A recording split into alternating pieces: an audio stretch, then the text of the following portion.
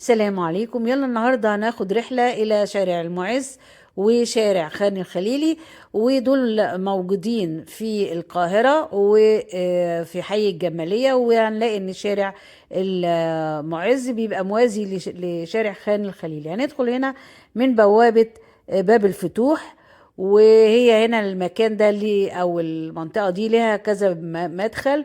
احنا هندخل من البوابة بتاعة باب الفتوح. لو بصينا أول بعينينا كده هنلاقي الفن المعماري التاريخي الأزهر الإسلامي باين جدا.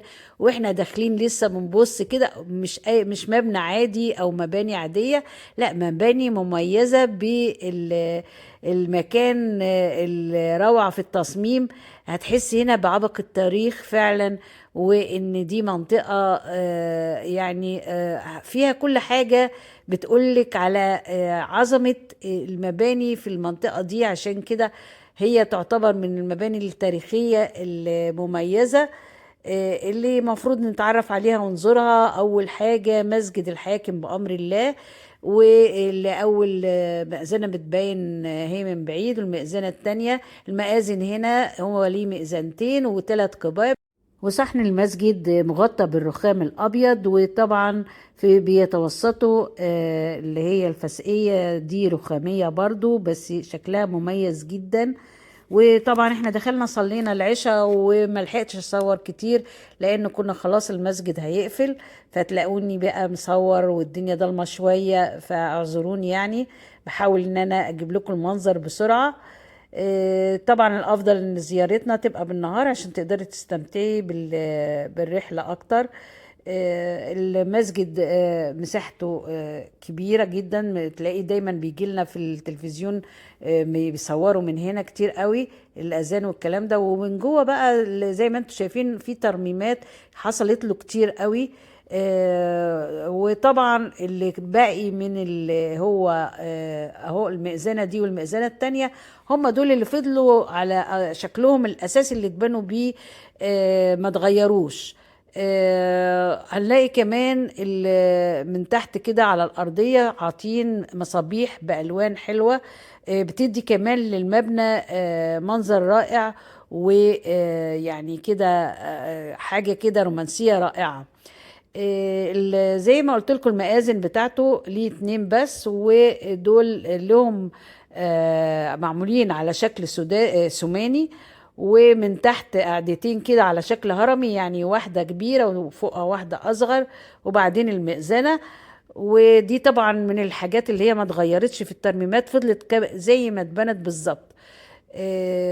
هو المبنى كله حصل فيه تغييرات بسيطة، لكن هذان المئذنتان لم تتغير شكلهم ولا أي حاجة. اهو هنا مكتوب اهو جامع الحاكم بأمر الله. وطبعا احنا عارفين الحاكم بأمر الله ده بقى اللي كان منع الملوخية والكلام والقصص بتاعته دي، بس هو مش هو اللي بدأ بناؤه. اللي بدأ بناؤه والده اللي هو العزيز اللي هو العزيز بالله الفاطمي. وده طبعا عمله علشان كان جامع الازهر اتملى كتير بالمصلين، فحب ان هو يتوسع فعمل المسجد دوت، وبدأ بناؤه فعلا. لكن هو توفى وما كملوش، فجه ابنه اللي هو الحاكم بأمر الله كمل بناؤه وسماه بقى باسمه مسجد الحاكم او جامع الحاكم بأمر الله. ده قصته. وطبعا هنا في المنطقة دي في قصص كتير وحكايات كتير. لكل مكان له قصة وسبب موجود عشانه، فاحنا هنبقى نقولهم لكم بعد كده. لانه بقى مش عايزة ازود عليكم الفيديو يبقى كبير. فانا هكتفي بس بالايه قصة الحاكم بأمر الله والمسجد بتاعه. وزي ما انتم شايفين الالوان هنا بتعمل منظر رائع، بالاضافة الى روعة التصميم بتاع الجامع.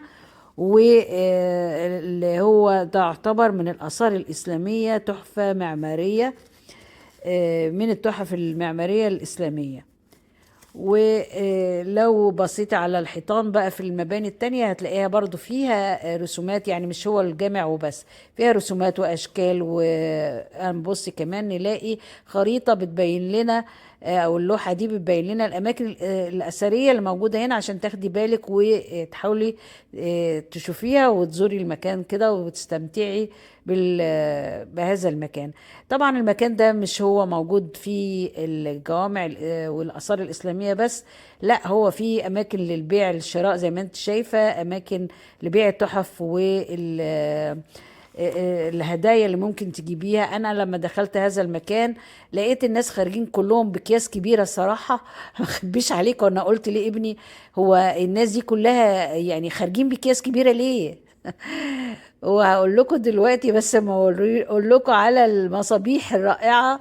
وده المصابيح دي والفوانيس دي من الحاجات اللي ظهرت في الصورة مع الرئيس ماكرون. كان مميز قوي المحل ده بالفوانيس بتاعته الجميلة. نكمل بقى مع ابني، ان قلت له بقى انا مش فاهمة الناس خارجين بفوانيس كبيرة، قصدي بكيس كبيرة ليه. فانا بعد ما شفت الحاجات دي عرفت الناس خارجة ليه بأكياس كبيرة، عشان طبعا هم بيجيبوا الحاجات الجميلة دي اللي مش ممكن تلاقيها في أي مكان تاني غير هنا.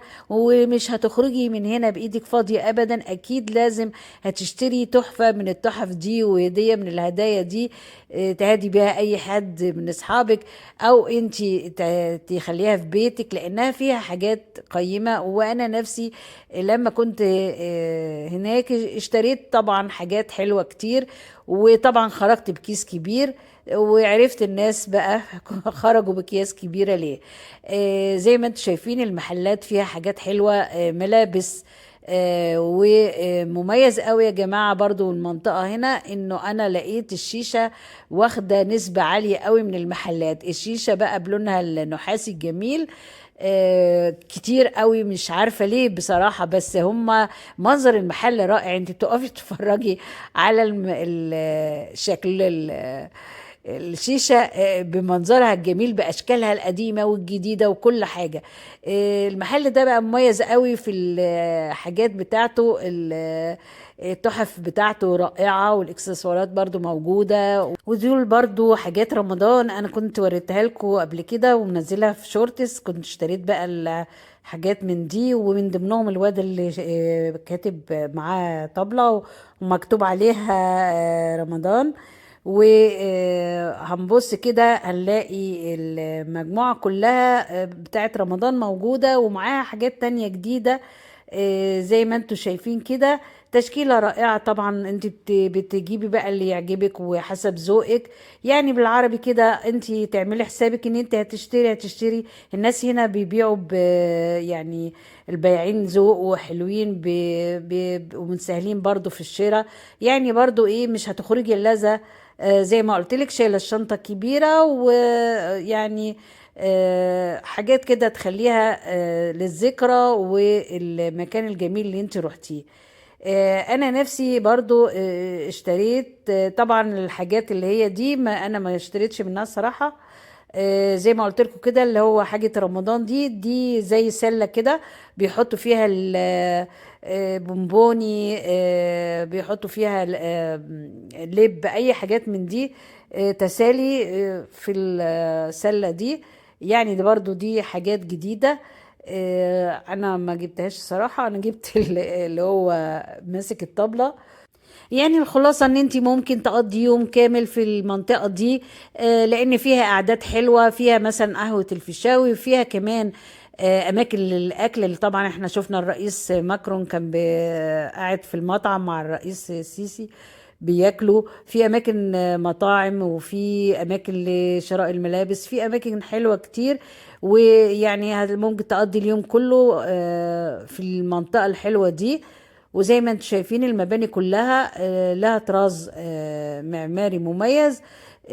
كل حتة هنا فيها قصة، وهنجيب نقول لكم يعني في الفيديوهات الجاية ان شاء الله بعض القصص اللي هي الحلوة، الحكايات اللي كل جزء له تاريخ معين.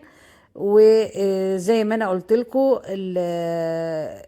شوفي الارضيات نفسها، حتى الارضيه مميزه، اللي هو الحجاره دي الحلوه دي، اللي هي عامله زي الجرانيت كده، بتمشي عليها كده تبقي ماشيه مرتاحه الصراحه. زي ما انتم شايفين المبنى وكل مكان، انا مش عارفه اوصف لكم من جمال المنطقه واستمتعنا بيها. وعلى فكره المحل الجميل ده اللي بالفوانيس الحلوه دي والمصابيح الرائعه دي كان باين برضو في الصور مع الرئيس ماكرون، والمكان كان باين من فوق المصابيح دي كلها. ولذلك هو شد انتباهي طبعا. وحاجته بصراحة جميلة جدا. وعندك أماكن تانية هي فيها التحف الفنية النحاسية والأهرامات اهي، وزي يعني بجد يعني انت حتى لو ما اشتريتيش حاجة، انت بتستمتعي بالمكان، بالفرجة حتى. يعني ساعات الواحد يخرج عشان يتفرج، مش لازم يشتري يعني. عجبني كمان ان المحلات ما غيرتش من الشكل التاريخي الجميل القديم للمباني، فتحوا محلات وفضلت بالمنظر بتاعها كما هي، ودي كانت حاجة برضو مميزة جدا للمكان ده.